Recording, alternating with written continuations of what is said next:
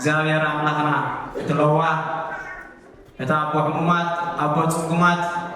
ኃጢአትኩምን ከይተጸባጸበ ናብዚ ቅዱስ ቦታ ሕጂውን ንቅዱስ ዕላማ ምፂና ኢሞ ብድጋሜ ክብርን ምስጋናን ንዕዩ ንስሃዮ ኦቅ ኢታብስ ዳግመ ዝብል ሕያው ቃል ወሲድና ሎሚ በዚ ቃል እዚ ኩላትና ክንጸናናዕን ሎሚ በዚ ቃል እዚ ኩላትና ክንመሃርን ዝደኸምና ኣብ ድኻምና ብርትዐ ክንውስኽ ዝሓመምና ካብ ሕማምና ንኽንፍወስ ብሓጢኣት ንመላለስ ዘለና ድማ ንጽድቂ ክኾነልና እግዚአብሔር ኣምላኽ ይደግፈና። ቅድስቲ ቤተ ክርስቲያንና እዚ ዘለናዮ ወቕቲ ጾም 40 ተባሂሉ ዝንገር ኮይኑ እነሆ ድማ ቅድስቲ ቤተ ክርስቲያንና ብዝመደበትልና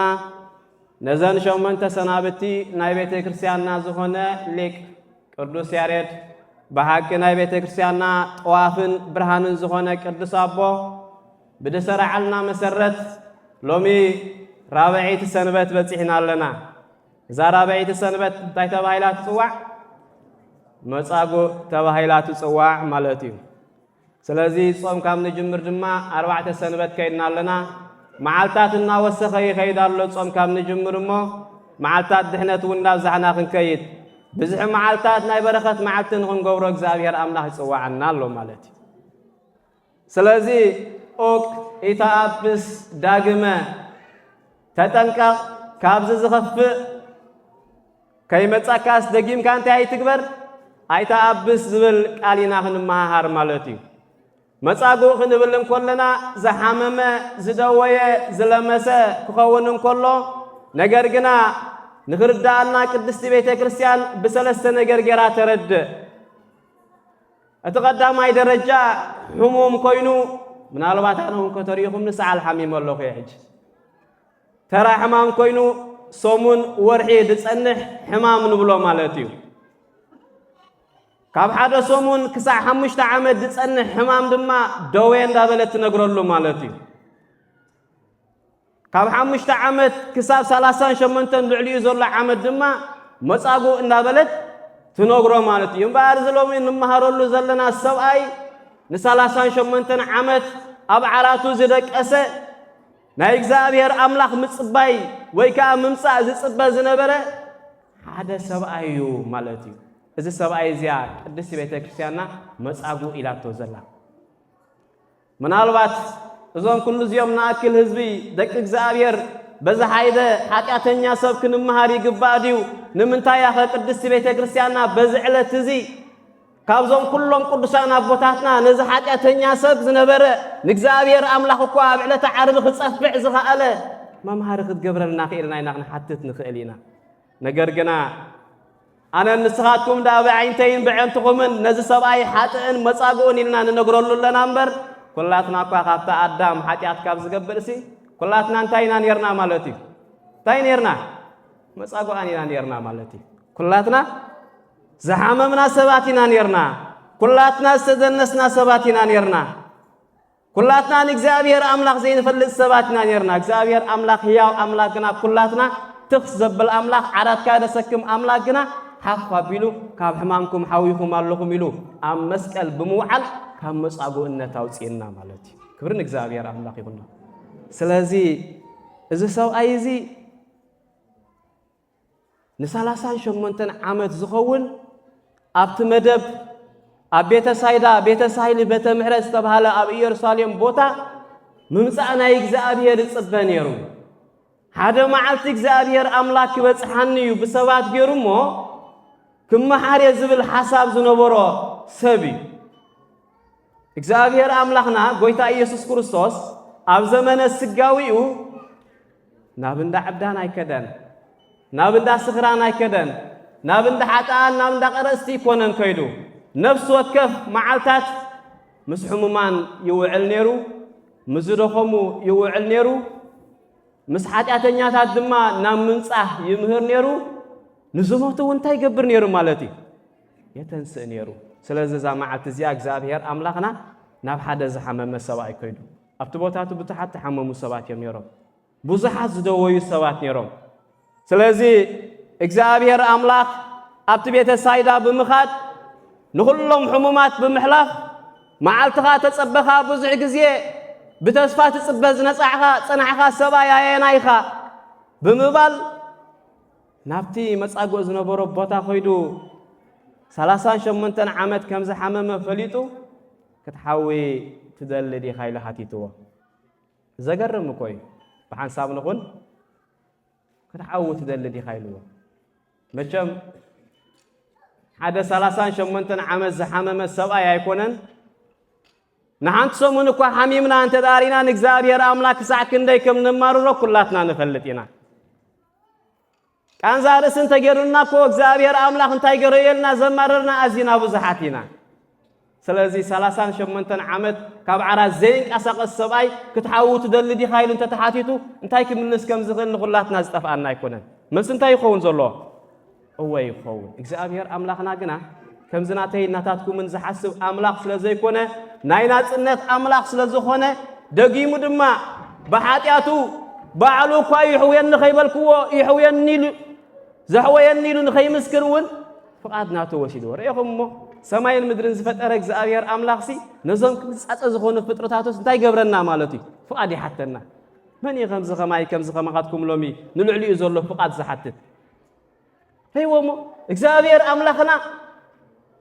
ነተሰማይን መሬትን ኩውስንዎ ዘይክል አምላክሲ ነተ 38 ዓመት كمز خماين كماقاتكم እኳ በእግሩ ኸይ ዘይክል ሰብሲ ፍቃድ ሐቲትዎ تحاول تدلديها فقط كات زي كوينا أي حوية كاني فقط تهلكا نسخان تدليها راح يزحوية كايلو سلازي كما إن كما خاتكم من سب دما أزي خاب إجزاء أملاك زرحة قصب دما نتازد لي أكن دزملس أزي أحد جنيا زفنت كال مليسو تايلو مليسو أنا يلوا نسالا سانشم من تنابزدك إسه نجر جنا سب سلازي بالله سبات أزمات سلازي بالله نعايز قربو بيتسب وجن سلازي بالله نفت ما يمستناوت صدما كوردن نزخل حدا قا سلازي لسي ها كساب حجب زيد صبل له دقيم مسعود الزرارب زلو أملاك مخانو قايد يستوعله كندي سبات قاينا بركتنا نتفق أملاك تملسكنا بلكا أملاك هو الدحاننا بلكا دمت سب مسيلنا كاب أملاك دمت زهدمنا قا كندي سباتنا سلازي دمص አምላክ አቅድሚ እና ተነገረግና ታይገበረም ማለቲ ሰብ የብለይን ይለው ሰብ ዘይ ምህላውካ በረከት አይትስእኒኻ እስከ ናብ ተቀዳማይ ሰብ አዳም ንመለስ በይኑ ዲኔሩ መን ዘመድ ኔርዎና አዳም ዘመድ ኔርዎ ዲስ ከምጽለይ ኔርዎ ምስ አዳም ዘራረብ ዝነበረ መኒ እግዚአብሔር አዳም ኃጢአት ምሰርሐ ካብታ ገነት ክስጎጉን ኮሎ አስተውዕሉ አዳም ካብ ገነት ተሰጎገ سنتنا إجزابير مباس مس إجزابير إمبر وجن سبعة سلزين وبورة يكونن سبعة وجن تزانك أزمان تسانك ويون أبغون هذا الله وسبعة كله متخدعها كاب إجزابير أملاكنا ما يتخيلني خا إجزابير أملاكنا كل مجزء مساق الله سلزي سنت سب تزخون أدام متجنبه نا أدام كاب جنة زوج أجنا سنت أملاخيو باسمس أملاخيو كاب إجزابير أملاك تأزاز مفراس ينبر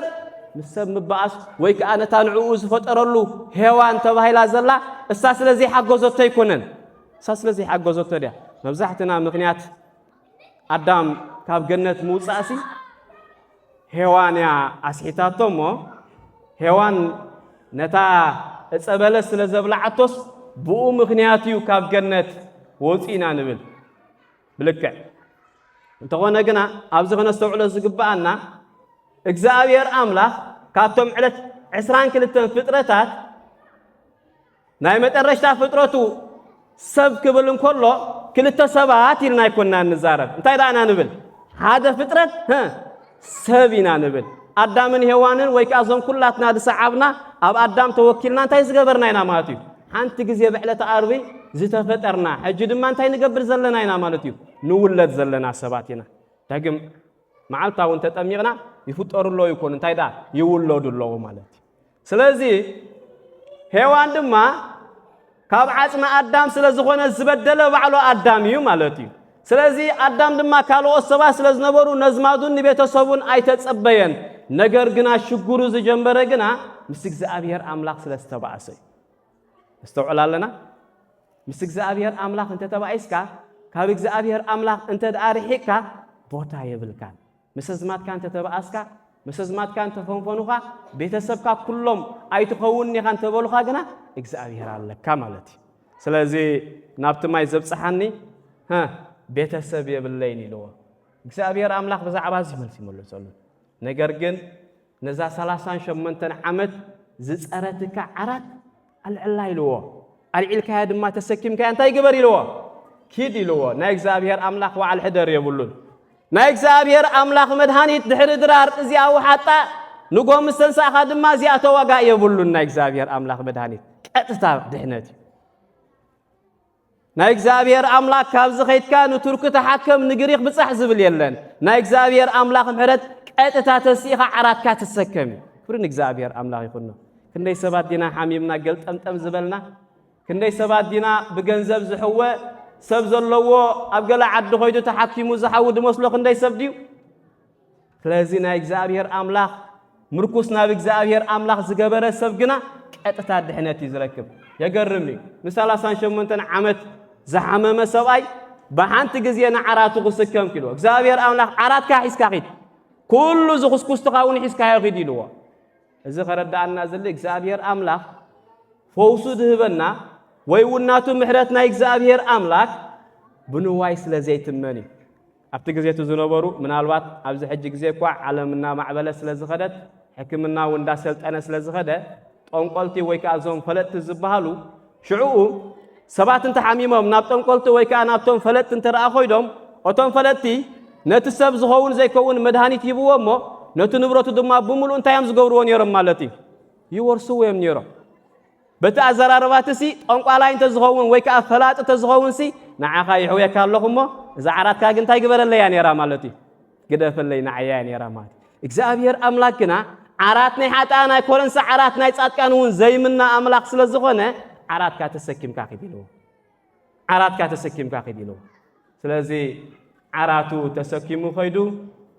ብኡ ንብኡ ድማ ሓወየ ኢልዎ እቲ ዘገርም ግና እግዚአብሔር አምላኽ ክንደይ ግዜ በረኸት ዘብዝሓልና ህይወት ዝሃበና ካብ ሓጣን ካብ ጭንቀት ዘውፃና እግዚአብሔር አምላኽ ንዕኡ ግና መን ከም ዝገበርና ዘይንፈልጥ ኣዚና ብዙሓት ሰባት ኢና ማለት እዩ ልክዕ ከመን ከም እስራኤላውያን ገይሩ ዝተጨነቐ ከም እስራኤላውያን ገይሩ ዝተበደለ ሰብ ኣይነበረን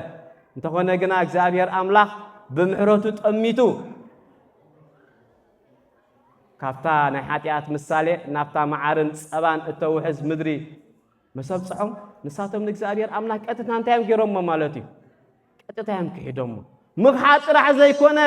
ንዕኦም መምርሒ ዝኸውን ጽላት ክወሃብ ሙሴ ናብ ደብረ ሲና ምስ ከዶ እኳ እቶም ኣብኡ ዝነበሩ ኩሎም እስራኤላውያን ንኣሮን እንታይ እዮም ኢሎሞ ኣሮን ግበር ለና ኣማልክተ እለ ይሃውሩ ቅድሜና ወእለ ይጸብኡ ጸርህና ኢሎሞ በቃ ኣሮን እቲ ካብ ግብፂ ዘውፅኣና ሙሴ ኣብ ደብረ ሲና ምስ ዘየበ እንታይ ከም ዝኾነ ንሕና ኣይንፈልጥን ኢና ስለዚ ብቅድሜና ዝኸዱ መላእኽቲ ግበረልና ካብ ዝኾነ ዝመፀና ድማ ድጻብኡልናሲ መላእኽቲ ግበረልና ኢሎሞ ዘደንቕ ነገር እኳ እዩ ዘድሓኖም እግዚአብሔር አምላኽ እንተ ዝፈልጡ ክንደይ በረኸት ምረኸቡ ነይሮም ሎሚ እውን ዝሓመምናን ዝተደነስናን ዘድሕነና ዘሎ ህያው እግዚአብሔር አምላኽ ከመይ ገይሩ ከም ዘድሓነና ክንፈልጥ ይግባአና እዩ ስለዚ ዝመጻጉዕ እዚ ድማ ን38 ዓመት ደቂሱ ሓሚሙሲ ዘሕወዮ ብዘይ ምፍላጡ ግና ኣዝዩ ደጊሙ ሓጢአት ገይሩ ማለት እዩ ስለዚ እቲ ዘሕወየካ መን ይብሎም ሰሓተትዎ ፈሪሳውያን እንታይ ልመልስሎም ኣይፈልጦን ኢልዎ ዘሕወየካ ኣይትፈልጥን ሎሚ ስጋዊ ሕማም ሓሚምና ንቱርክ እንተኸይድና ወይ ከዓ ናብዞም ምዕቡላት ሃገራት እንተረኣ ኸይድና ኣብኡ ዘሕወየና ዶክተር መን ከም ምዃኑ ሽሙ እውን ንፈልጥ ኢና ናይ ነፍሲ ወከፍና እውን ሓኪምና መን ምዃኑ ሕጂ እውን ኩላትና መዝጊብና ኣለና ማለት እዩ እቲ ዘገርም ግና ናይ ኩላትና ጠቕላላ ሓኪም እግዚአብሔር አምላኽ ምዃኑ ግና ክሳብ ሕጂ ስለ ዘይመዝገብናዮ እዩ ማለት እዩ ስለዚ እዚ መጻጉዕ ድማ ንኽሓውድ ኣድልየት ነይሩዎ እምበር መን ከም ዝሕውስ ሰብ ኣይፈለጠን ነይሩ ስለዚ ዝሕወዮ ስለ ዘይፈለጠ 5,000 ዝኣኽሉ ሰባት ድማ ኣብኡ ንክርስቶስ ዝስዕቡ ሰባት ስለ ዝነበሩ እንሆ ድማ ኣበይ ረኺብዎ ኣብ ቤት ጸሎት ይረኺብዎ ይኹም ኣብ ቤት ጸሎት ብዙሓት ኃጢአተኛታትን ብዙሓት ንእግዚአብሔር አምላኽ ዘይፈልጡስ ይመፁ እዮም ማለት እኮ እዩ ብዙሓት ዘድሕኖም መን ምዃኑ ከይፈልጡስ ናብዚ ቤት እዚ ይምጻእ ኣሎ ኢሎም ጥራሕሲ ዝሞጽሎ ማለትዩ ስለዚ ትመጻጉውን ከም ሰብና ቤት ጸሎት መጽዩ ክርስቶስ ዝማርኽ ባቢሉ ታይሎ ካብዚ ዝኸፈ ከይመጸካ ታይ ትግበር ኢልዎ ደጊም ካይተአብስ ኢልዎ ስለዚ እቲ ዝሕወየን እንታዩ እቲ ኢየሱስ ክርስቶስ ዝበሃል አፈቀዱ ቦታ ኮይኑ ዝሕው ዘሎ ንሱ ኢሉ ንፈሪሳውያን ነጊርዎም ፈሪሳውያን ድማ ታዮም ነይሮም አዝዮም ድሕነት ዘይፈቱ ዕረፍቲ ዘይፈቱ በይኖም ኩሉ ዝፈልጡ በይኖም ዝምለኹ በይኖም ዝኸብሩ ሰባት ስለ ዝነበሩ ኢየሱስ ከምኡ ብምግባር ድማ ደስ አይበሎም ማለት እዩ ካብ ዝገርመኩምሲ ብዕለተ ሰንበት እንታይ ጌርካ ኢሎሞ ሰቢሕዊ ኢሎሞ ዘገርም ነገር እኮ እዩ ዕለተ ሰንበት ብሽዑ ቀዳም ተባይላ ትንገር ዘላ ከምታ አንተ ወይ ዝበልናዮ ካብተን ዘፍጥረት ወይ ከዓ ካብተን እግዚአብሔር አምላኽ ዝፈጠረለን ንባዕላ ቀዳም እንታይ ያኔራ ማለት እዩ ናይ ምንታይ መዓልቲ ያኔራ ናይ ዕረፍቲ መዓልቲ ያኔራ ቀዳም ፈጢሩላ ድዩ አይፈጠረላን ቀዳም ተባይላ ዘላ ኣብ ኦሪት ወይ ከዓ ሰንበት ተባይላ ትንገረላ ዝነበረት መዓልቲያ ማለት እዩ ስለዚ ብዕለተ ሰንበት እዚ ክሰርሕ ስለ ዘይፍቀደካ ኢሎም ታይ ገይሮም ማለት ንጎይታናን አምላኽና መድሓኒናን ኢየሱስ ክርስቶስ ኣብ ክሲ ኣውዒሎሞ ነገር ግና ኣቦይ ክሳብ ሕጂ መዓልታዊ ድሕነት ይፍጽም ኣሎ ኩሉ ግዜ እንታይ ማለት እዩ ቀዳም ስፍት መዓልቲ ወይ ከዓ ኣብታ ቤተ ሳይዳ ተባሂሉ ነበረ እንታይ ገብር ነይሩ ማለት እዩ ሓደ ሰብ እንታይ ገብር ነይሩ ይትስእ ነይሩ ስለዚ ሎሚ ግና ብግብሪ መጽነሲ ንሓደ 38 ዓመት ዝሓመመ ሰብ እንታይ ገይረ ማለት እዩ ኣተንሲኤ ሪኢኹም ኣለኹም ኢሎም ማለት ስለዚ እዚ መራላዊ ሓሳቡ ወይ እውን ንዓይን ንዓኻትኩምን ካብ ዝመጻጉዕ እዚ ክንመሃሮ ዝግባአና እንታይ እንተዳኢልና ብመጀመርታ ተስፋ ክህልወና ይግባእ ሓሚምካ እግዚአብሔር አምላኽ ብዘይ ቅድመ ኩነት ሓደ መዓልቲ ምሕረት ከም ዝሰደልካ ክንርዳእ ይግባአና ማለት እዩ ካብኡ ዝሓለፈ ድማ ኩሉ ግዜ ኣብዛ ዓለም እዚ እናነበርካ ከለኻ እስኻ ወዲ እግዚአብሔር እምበር ወዲ ሰባት ኣይኮንካ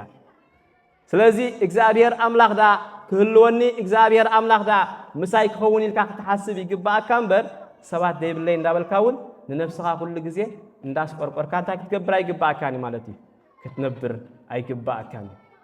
ካልኣይ ድማ ወይ እውን ሳልሳይ ዕሙቕ ዝኾነ ኣፍልጦ ኣብ ቤተ ክርስቲያንን ዕሙቕ ዝኾነ ኣፍልጦ ኣብ እግዚአብሔር አምላኽ እውን ክህልወካ ይግባእ እዩ መን እዩ እዚ ካብ ሰማይ ዝወረደ ኢልና ብዝወረደ ተማሂርና ነርና ኢና መን እዩ ከተሰቀለ መፈጸምታ ዝዓረገኻ ክንሓስብ ይግባእና እዚ መጻጉዕ ካልኣይ ግዜ ሓጢኣት ዝገበረ እቲ ዝሕወዮም መን ምዃኑ ስለ ዘይፈለጠ እዩ ብዕለተ ዓርቢ እዚ ንሰንበት ደፊሩ እዩ እዚ ንነፍሱ ምስ ኣምላኽ ኣመዓራሪ ምስ ተባሃለ ቀዳማይ መጽኡ ዝጸፍዖ ግና መን እዩ ነይሩ ማለት እዩ እቲ መጻጉዕ እዩ ነይሩ ማለት እዩ ሪኢኹም ፈቲ መስልኩም ኣብ ሓጢኣት ኣትዩ እንታይ ኮይኑ እዩ ስለ ዘይፈለጠ እዩ ስለዚ ዘይምፍላጥ ድማ ካብ በረኸት ይኽልክለካ እዩ ማለት እዩ ዘይምፍላጥ ድማ ካብ መንግስተ ሰማያት ይኽልክለካ እሞ ካብዚ መጻጉዕ እዚ ክንመሃሮ ዝግባአና ብዙሕ ነገር ስለ ዘሎ ቅድስቲ ቤተክርስቲያንና በዚ ዕለት እዚ ነዚ ሰንበት እዚ እንታይ ኢላ ሰሚያቶ ማለት እዩ መጻጉዕ ኢላ ሰሚያቶ ወይ ከዓ ሕሙም ኢላ ሰሚያቶ ድውይ ኢላ ሰሚያቶ ማለት እዩ መዘከርታ ንዑ ስለዚ ንሕና ድማ ከምቶም ፈሪሳውያን በዚ ዕለት እዚ ስለምንታይ ሰንበት ዓራትካ ተሰኪምካላ ወይ ከዓ ሰንበት ሕዊኻላ ዘይኮንና ክንብል ዝግባአና እዛ ዓላት እዚኣ ንኹላትና ተተሓሳስብ እንታይ ማለት እዩ ንዝሓመሙ ወገናትና እንታይ ክንገብር ማለት እዩ ክንበጽሓላ ለሚ ኩላትና ተዳሊና ዘለና ነፍሲ ወከፍ ንፈልጦም ሕሙማት እንተዳ ሃልዮምና ኣብ ሆስፒታል ከይድና ክንርኢ ይግባአና እዩ ንኾም ኢላ ዝተሰርሐት መዓልቲ እያ እዚኣ ኣብ ወገናትናን ቤተሰብናን ንብሎምን ዝሓመሙ እንተሃልዮምና ኣብ ገዝኦም ኮይንና እግዚአብሔር አምላኽ ይምሓርኩም ክንብል ይግባአና እዩ ማለት እዩ ከምኡውን ባዕልና ዝሓመምና እውን ቀሲልና ክንትስእን ካብ እግዚአብሔር አምላኽ ተስፋ ከም ዘለና እውን እንታይ ክንገብር ይግባአና እዩ ማለት እዩ ክንዝክረላ ዝግባአና እሞ እዛ መዓልቲ እዚኣ ናይ በረኸት መዓልቲ ናይ ሓድሕድካ እግዚአብሔር አምላኽ ይምሓርካ ምባል መዓልቲ ብዓብዪ ድማ ናይ ተስፋ መዓልቲ እሞ እግዚአብሔር አምላኽና ኩላትና መጻጉዓን ነርና ኢና ካብቲ መጻጉዕነት ግና ኣብ መስቀል ብምውዓል ኣውፂእና እሞ ሕጂ እውን ደጊምና ከይንእብስ ኣብ ውሽጥና ዘሎ ሓጢኣትን ኣብ ውሽጥና ዘሎ ቂምን በቀልን ኣራጊፍና ንኽንከይድ ቅድስቲ ቤተክርስቲያን ሓደራ ትብለና ኣላ ስለኩሉ እግዚአብሔር አምላኽና ዝኸበረን ዝተመስገነን ዝተወደሰን ይኹን እግዚአብሔር አምላኽና ነዚ ጀሚርናዮ ዘለና ሱባኤ ብሰላም ከፈጽመና ናብ እቶተ ተወሳናሁ ብርሃነ ትንሣኤ ድማ ብሰላም ከብጽሓና ናይ እግዚአብሔር አምላኽና ቅዱስ ፍቃድ ይሁነልና። ስብሐት ለእግዚአብሔር ወለወላዲቱ ድንግል ወለመስቀሉ ክቡር አሜን።